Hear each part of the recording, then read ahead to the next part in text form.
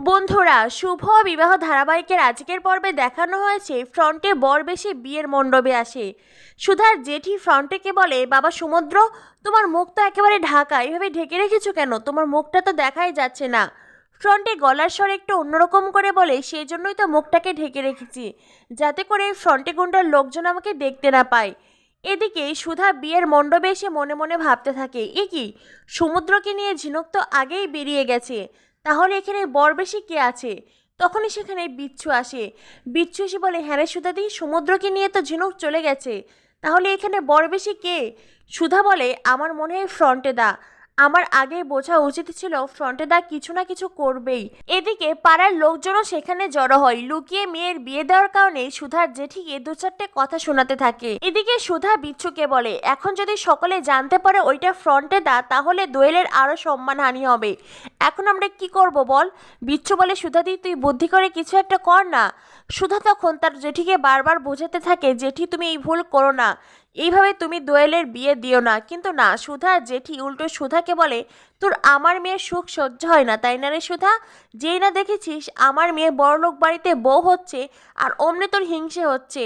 সুধার হাত ধরে সুধাকে ওখান থেকে ঠেলে দেয়, এমনকি নিজের হাতে ফ্রন্টের হাতের সিঁদুর দোয়েলের সিঁথিতে দিয়ে দেয়, আর তারপরেই বেশ স্বস্তির নিঃশ্বাস ফেলে।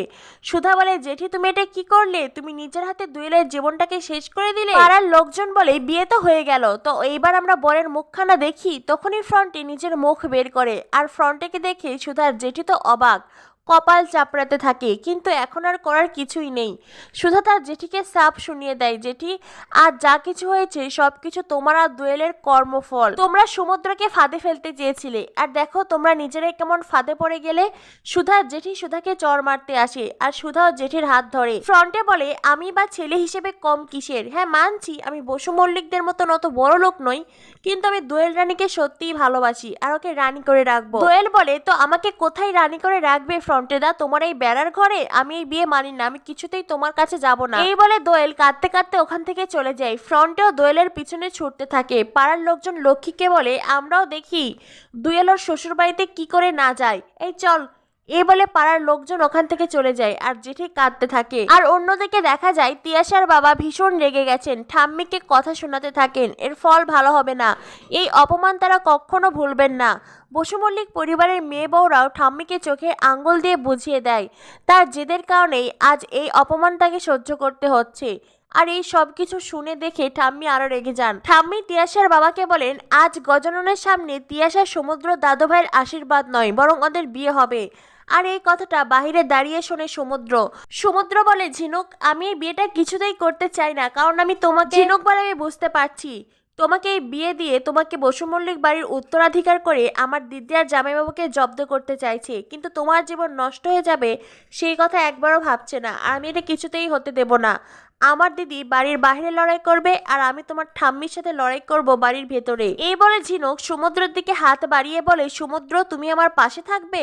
সমুদ্র বলে, হ্যাঁ ঝিনুক, আমি সবসময় তোমার সাথে আছি। আগামী পর্বে দেখানো হবে ঠাম্মি তিয়াশার বাবাকে বলেন, আমার তেজ দাদুভাই কথা দিয়েছে, আর সে তার কথা রাখবে। সমুদ্র দাদুভাই ফিরে এলেই গজাননের সামনে দাঁড়িয়ে আপনার মেয়ে তিয়াশার সাথে সমুদ্র দাদুভাইয়ের বিয়ে হবে। তখনই ঝিনুক এসে বলে, সেটার কখনোই সম্ভব নয় হিটলার দাদি, কারণ বিয়ে হয়ে গেছে। এরপরেই সকলে দেখতে পায় ঝিনুকের সিঁথিভর্তি সিঁদুর। তেজ বলে, সমুদ্র। তখনই সেখানে সুধা আসে, আর সুধা এসেও এই দৃশ্য দেখে অবাক হয়ে যায়। তবে কি এইবার এই বিয়ের কারণেও সুধাকে দোষী করবে ঠাম্মি? কি হতে চলেছে শুভ বিবাহ ধারাবাহিকে পরবর্তী আপডেট পেতে আমাদের সাথেই থাকো। ধন্যবাদ সবাইকে।